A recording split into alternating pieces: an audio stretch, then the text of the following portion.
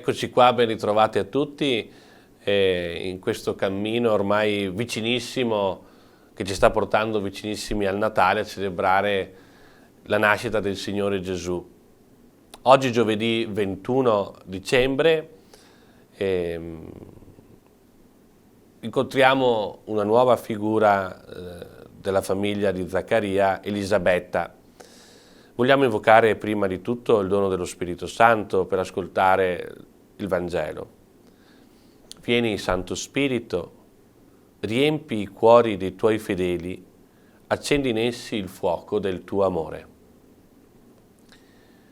Il Vangelo di oggi è tolto da Luca, capitolo 1, versetti 39-45. Lo ascoltiamo.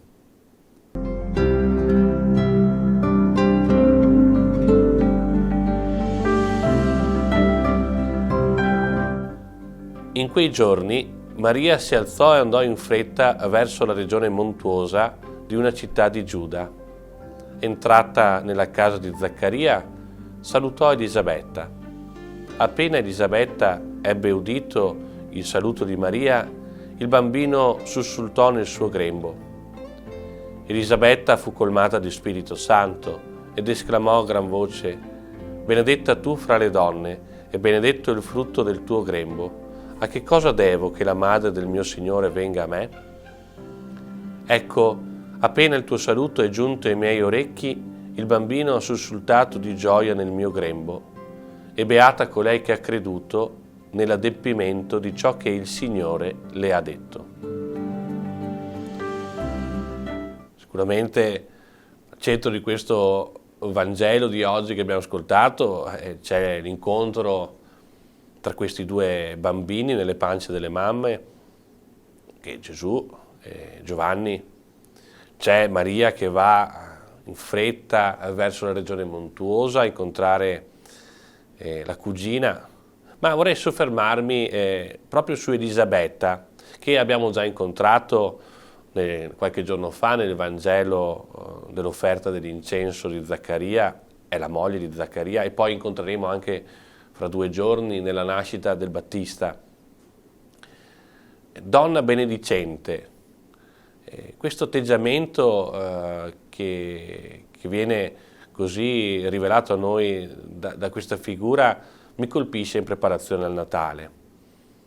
Dice: Elisabetta fu colmata di Spirito Santo, e fin qua abbiamo capito in questi giorni come lo Spirito Santo è molto attivo nella vita dell'uomo e della famiglia. Colmata di Spirito Santo, esclamò a gran voce: «Benedetta tu fra le donne, benedetto il frutto del tuo grembo».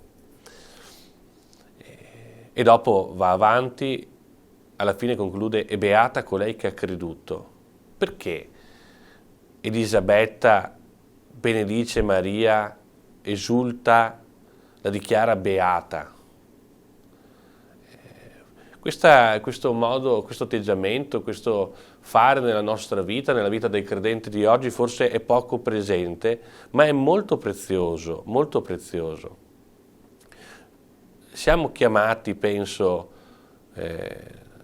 proprio in virtù del fatto che lo Spirito Santo agisce nelle nostre vite, a riconoscere e benedire la presenza di Dio nella vita degli altri. Non è una cosa che non ha valore, che non è importante. È un atteggiamento sicuramente gratuito, nel senso che non fa guadagnare qualcosa o non trasforma in modo immediato la nostra realtà, ma è un atteggiamento che dice che la persona è abitata dallo Spirito Santo. Elisabetta fu colmata di Spirito Santo e per questo è stata resa capace di dire: benedetta tu e beata colei. Dire bene del buono, del bello, del giusto che c'è nella vita degli altri, che c'è nella vita attorno a noi, è necessario per poter sperimentare il Natale. Avere un cuore che sa benedire per poter riconoscere e fare esperienza reale del Natale del Signore Gesù. Potremmo dire chiamati a benedire per sperimentare la sua opera di salvezza in noi.